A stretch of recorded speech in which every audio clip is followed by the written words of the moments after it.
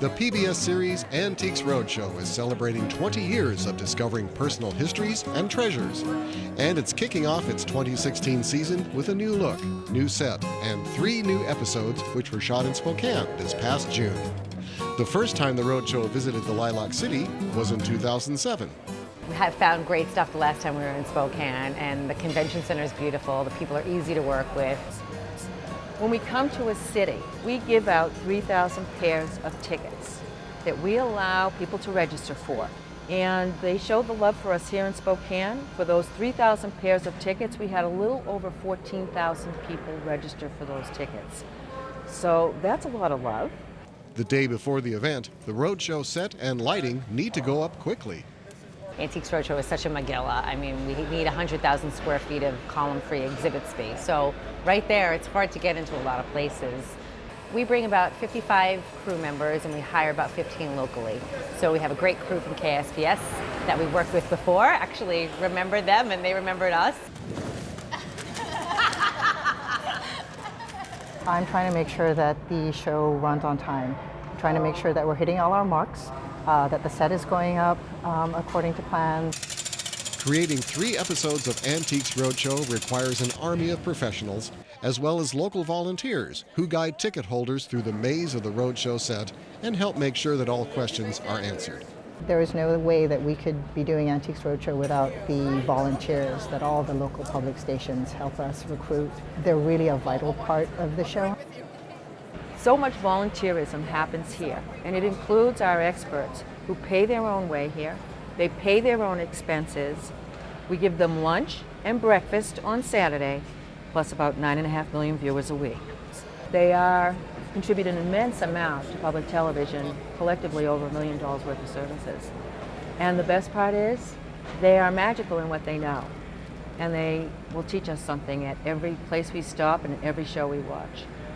We came from Seattle, and this is our second trip to the Roadshow. With the new set in place and everybody ready, the Roadshow gets down to business, appraising treasures and capturing it all on video. When an appraiser sees an object that might make it onto TV, they pitch it to Roadshow producers like Jill Giles. So there's 3 of us that will listen to these stories and then decide, do we want to put it on TV or do we want to shoot it for our web episodes? Each appraisal, I think it's just you have to leave your mind open and you just have to listen, gather as much information as you can. So you'll listen to the appraiser tell his or her version of the story. The person's going to tell you what they want to know about it. I don't know anything about it, and that's really for me is where the story unfolds. It's like what is the guest going to learn, and in turn, what are the viewers going to learn in finding out about their items. Here's the perfect appraisal. It's a great and animated and interested guess. It's a guest who knows a little something about their object, but not everything. On the other side, we have an appraiser who is comfortable in front of the camera. We work with 150 people. They're not all as comfortable as the others. And the object is a fabulous object. It tells us a great story. It talks about history. And the bonus is it's worth a lot of money. That's the perfect appraisal. You get about one of those a season. I've been at the Roadshow from the first season, the second show of the first season in Philadelphia. Well, sometimes there's a high if you have a really good interview and you find something and you knock it out of the park, and that's always fun. Reminds you your instincts were right. I started on the Roadshow because they needed some help at the collectibles table, and I had a background in that. The reason they call it collectibles is because really it does collect a lot of the areas that kind of don't discreetly fit into many of the other tables we have at the Roadshow. So tobacco-related things, beer-related things, lighters, pens. I often like the people who just really deserve good news. And I know that sounds strange, but I think you can even sense it sometimes when you watch the show. Just the nicest people, and it's so great to tell them something they didn't know about something they have.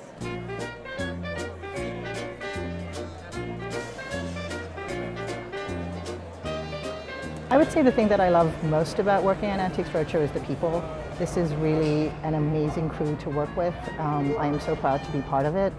I could not ask for a nicer, funnier, more professional group of people to have to travel around the United States with. It's smart reality television. You do not watch a season of Roadshow and not learn when the Civil War happened, not learn something about our country. It's impossible.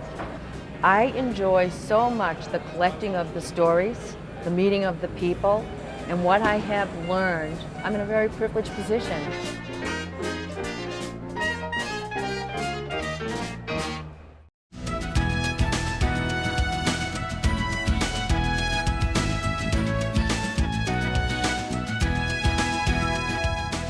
If you have an idea for Northwest Profiles, send it to KSPS TV, 3911 South Regal, Spokane, Washington 99223.